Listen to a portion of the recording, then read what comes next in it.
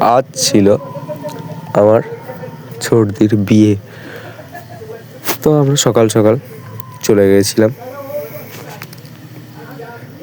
দুপুরের দিকে আমাদের চলে এলো গাড়ি। গাড়িতে বসে আরাম করতে করতে যেতে থাকি।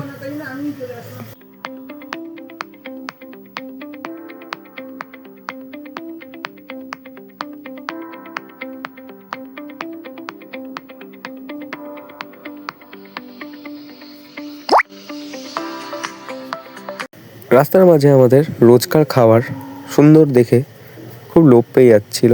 তা ভাবলাম পরীক্ষা তো এসেই গেছে, খাবারটা পেয়েই যাব।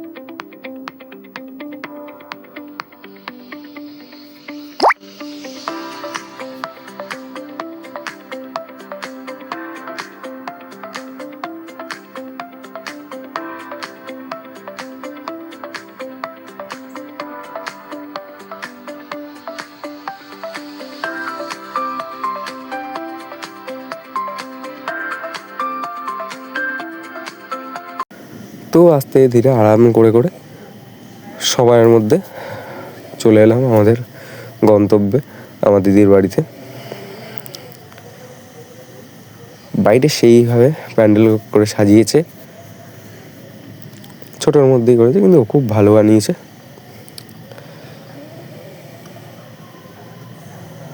ভেতরে সুন্দর লাইটনিং। গিয়ে দেখি সব তত্ত্ব পিঁড়ি সাজানো হয়ে গেছে, তো আমার আর হাত লাগাতে হলো না, আমারই ভালো হলো।